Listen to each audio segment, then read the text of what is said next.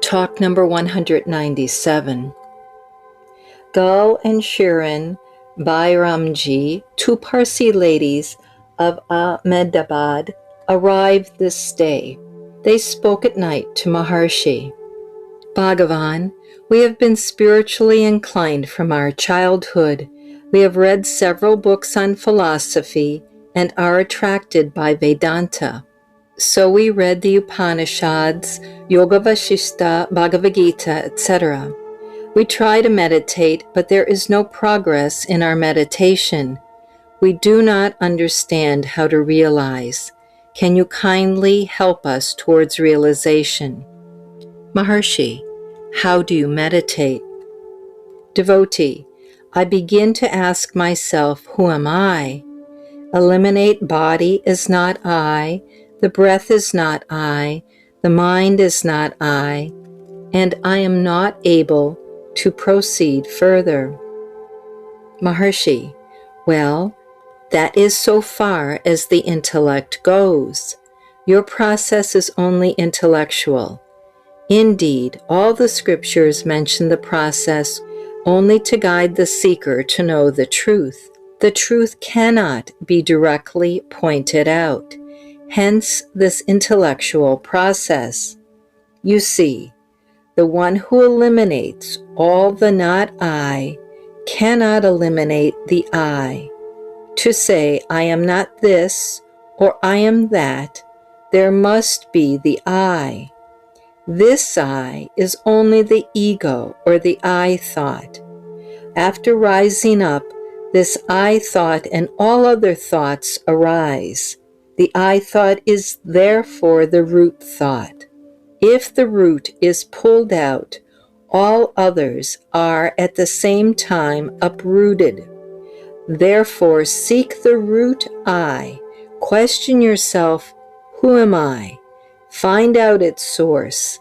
Then all these will vanish, and the pure self will remain ever. Devotee, how to do it? Maharshi, the I is always there, in deep sleep, in dream, and in wakefulness. The one in sleep is the same as that who now speaks. There is always the feeling of I. Otherwise, do you deny your existence? You do not.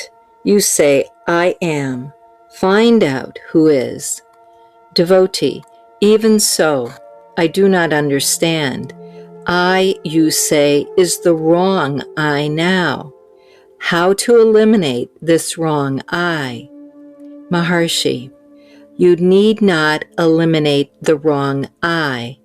How can I eliminate itself? All you need do is to find out its origin and abide there. Your efforts can extend only thus far. Then the beyond will take care of itself. You are helpless there. No effort can reach it. Devotee, if I am always here and now, why do I not feel so? Maharshi, that is it. Who says it is not felt? Does the real I say it or the false I? Examine it. You will find it is the wrong I. The wrong I is the obstruction. It has to be removed in order that the true I may not be hidden. The feeling that I have not realized is the obstruction to realization. In fact, it is already realized. There is nothing more to be realized. Otherwise, the realization will be new. It has not existed so far. It must take place hereafter. What is born will also die. If realization be not eternal, it is not worth having.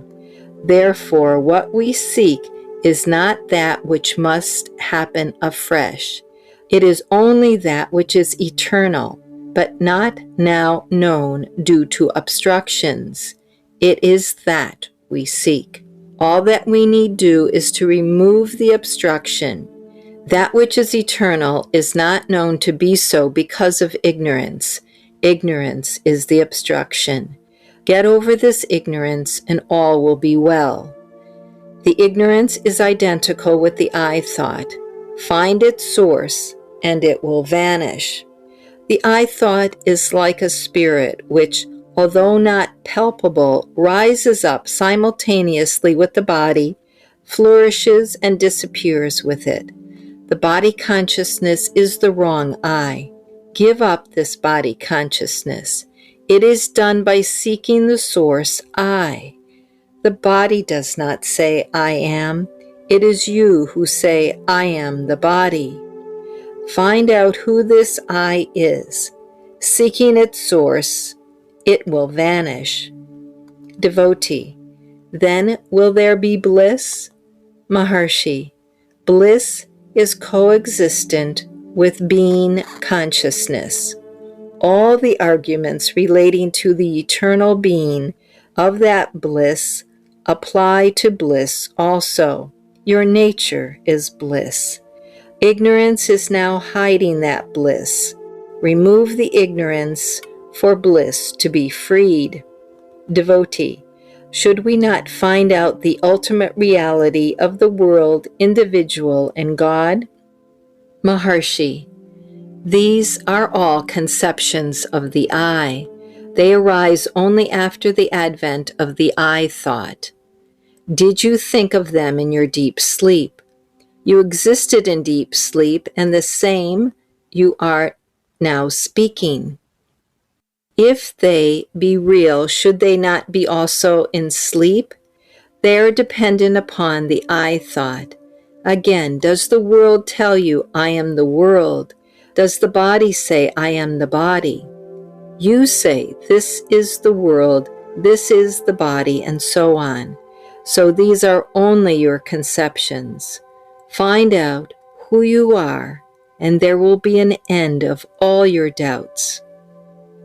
Devotee, what becomes of the body after realization? Does it exist or not? We see realized beings acting as others. Maharshi, this question need not arise now. Let it be asked after realization if need be. As for the realized beings, let them take care of themselves. Why do you worry about them? In fact, after realization, the body and all else will not appear different from the self. Devotee, being always being consciousness bliss, why does God place us in difficulties? Why did He create us? Maharshi, does God come and tell you that He has placed you in difficulties? It is you who say so. It is again the wrong I. If that disappears, there will be no one to say that God created this or that.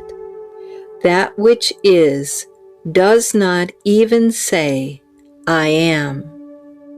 4. Does any doubt arise that I am not? Only in such a case should one be reminding oneself, I am a man. One does not. On the other hand, if a doubt arises whether he is a cow or a buffalo, he has to remind himself that he is not a cow, but I am a man. This would never happen. Similarly, with one's own existence and realization.